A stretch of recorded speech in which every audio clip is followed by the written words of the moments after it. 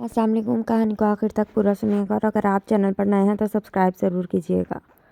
میرا ٹرانسفر جامع مسجد سے ہیرا منڈی لاہور کی ایک پرانی مسجد میں کر دیا۔ وجہ یہ تھی کہ میں نے قریبی علاقے کے ایک کونسلر کی مسجد کے لاؤڈ اسپیکر پر تقریر کرنے سے اعتراض کر دیا۔ شو مئی قسمت کہ وہ کونسلر محکمہ اوقاف کے ایک بہت بڑے افسر کا بھتیجا تھا۔ نتیجتاً میں لاہور شہر کے بدنام ترین علاقے میں تعینات ہو چکا تھا۔ جو سنتا تھا ہنستا تھا یا پھر اظہار افسوس کرتا تھا۔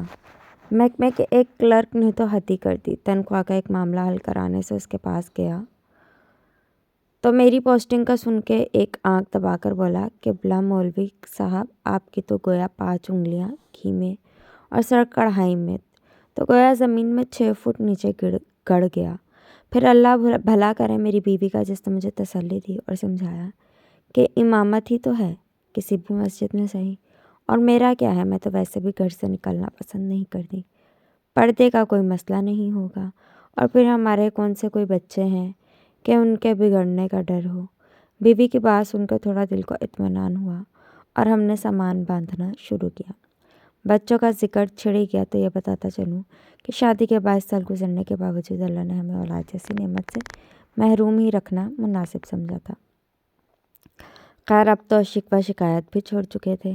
دونوں میاں بیوی جب کسی کا بچہ دیکھ کر دل دکھتا تھا تو میں یاد الہی میں دل لگا لیتا، اور وہ بھی بھلی مانس کسی کونے خدرے میں منہ دے کر کچھ آنسو بہا لیتی۔ سامان باندھ کر ہم دونوں میاں بیوی نے اللہ کا نام لیا اور لاہور جانے کے لیے ایک پرائیویٹ بس میں سوار ہو گئے۔ بادامی باغ اڈے پر اترے اور ہیرا منڈی جانے کے لیے سواری کی تلاش شروع کی۔ ایک تانگے والے نے مجھے پتہ بتانے پر اوپر سے نیچے تک دیکھا اور پھر برقع میں ملبوس عورت ساتھ دیکھ کر 40 روپے کے عوض لے جانے کی حامی بھری۔ تانگا چلا تو کچھ کوچبان نے میری ناقص معلومات میں اضافہ یہ کہہ کر کیا کہ میاں جی، جہاں آپ کو جانا ہے اسے ہیرا منڈی نہیں، ٹبی گلی کہتے ہیں۔ 15-20 منٹ میں ہم پہنچ گئے۔ دوپہر کا وقت تھا، شاید بازار کھلنے کا وقت نہیں تھا۔ دیکھنے میں تو عام سا محلہ تھا، وہی ٹوٹی پھوٹی گلیاں، میلے کرتوں کے غلیظ دامن سے ناک پونچھتے ننگ دھڑنگ بچے، نالیوں میں کالا پانی اور کوڑے کے ڈھیروں پہ مٹلاتی بے حساب مکھیاں، سبزیوں پھلوں کے ٹھیلے والے اور ان سے بحث کرتی کھڑکیوں سے آدھی باہر لٹکتی عورتیں۔ فرق تھا تو صرف اتنا کہ پان سگریٹ اور پھول والوں کی دکانیں کچھ زیادہ تھیں۔ دکانیں تو بند تھیں مگر ان کے نئے پرانے بورڈ اصل کاروبار کی خبر دے رہے تھے۔ مسجد کے سامنے تانگا کیا رکا، مانو محلے والوں کی عید ہو گئی۔ پتہ نہیں کن کن کونے خدروں سے بچے اور عورتیں نکل کر جمع ہونے لگی۔ ملی جلی آوازوں نے آسمان سر پہ اٹھا لیا۔ ابے نیا مولوی ہے، بیوی بھی ساتھ ہے، پچھلے والے سے تو بہتر ہی ہوگا، کیا پتہ، لگتا ہے بہن مرد کا کیا اعتبار۔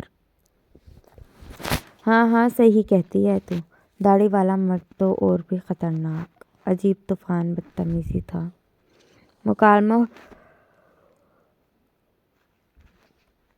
اور فکروں سے یہ معلوم پڑتا تھا کہ جیسے طوائفوں کے محلے میں مولوی نہیں، شرفا کے محلے میں کوئی طوائف وارد ہوئی ہو۔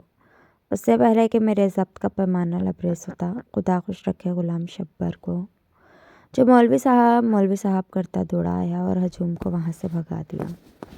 پتہ چلا کہ مسجد کا خادم ہے اور عرصہ 25 سال سے اپنے فرائض منصبی نہایت محنت اور دیانتداری سے ادا کر رہا تھا۔ بھائی طبیعت خوش ہو گئی اس سے مل کر۔ دبلا پتلا پکی عمر کا مرد، لمبی سفید داڑھی، صاف ستھرا سفید کرتا پاجامہ، کندھے پہ 4 خانے والا سرخ و سفید انگوچھا، پیشانی پہ محراب کا کالا نشان، سر پہ سفید ٹوپی اور نیچی نگاہیں، سادہ اور نیک آدمی اور منہ پہ شکایت کا ایک لفظ نہیں۔ بوڑھا آدمی تھا مگر کمال کا حوصلہ و ہمت رکھتا تھا۔ سامان سنبھالتے اور گھر کو ٹھیک کرتے ہفتہ 10 دن لگ گئے۔ گھر کیا تھا، 2 کمروں کا کوارٹر تھا، مسجد سے متصل ایک چھوٹا سا باورچی خانہ، ایک سے اس سے بھی چھوٹا غسل خانہ اور بیت الخلاء اور ایک ننھا سا صحن۔ بہرحال ہم میاں بیوی کو بڑا گھر کس لیے چاہیے تھا، بہت تھا ہمارے لیے۔ بس ارد گرد کی عمارتیں اونچی ہونے کی وجہ سے تاریکی بہت تھی۔ دن 12 بجے بھی شام کا سا دھندلا کا چھایا رہتا تھا۔ گھر ٹھیک کرنے میں غلام شبر نے بہت ہاتھ بٹایا۔ صفائی کرنے سے دیواریں چونا کرنے تک۔ تھوڑا کریدنے پہ پتہ چلا کہ یہاں آنے والے ہر امام مسجد کے ساتھ غلام شبیر گھر کا کام بھی کرتا تھا۔ بس تنخواہ کے نام پہ غریب 2 وقت کا کھانا مانگتا تھا اور رات کو مسجد ہی میں سوتا تھا۔ اس کو رہنے کی جگہ مل جاتی تھی اور مسجد کی حفاظت بھی ہو جاتی تھی۔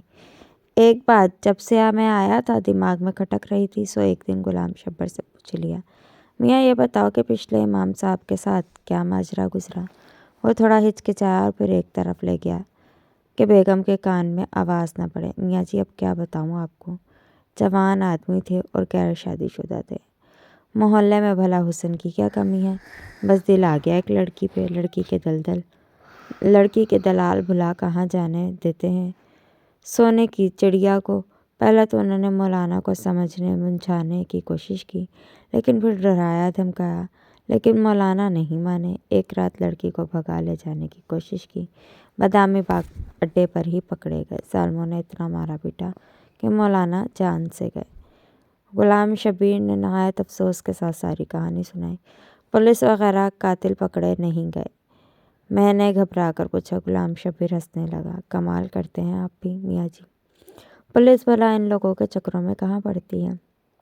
بس اپنا بھتہ وصول کیا اور غائب۔ اور ویسے بھی تو کوتوال صاحب خود اس لڑکی کے عاشقوں میں شامل تھے۔ لا حول ولا قوت الا باللہ، کہاں اس جہنم میں پھنس گئے۔ میں یہ سب سن کر سخت پریشان سا ہو گیا۔ آپ کیوں فکر کرتے ہیں میاں جی؟ بس جب چپ کر کے نماز پڑھیں اور پڑھائیں، دن کے وقت کچھ بچے آ جایا کریں گے، ان کو قرآن پڑھا دیں، باقی بس اپنے کام سے کام رکھیں تو کوئی تنگ نہیں کرتا یہاں۔ بلکہ مسجد کا امام اچھا ہو تو گناہوں کی اس بستی میں لوگ صرف عزت کرتے ہیں۔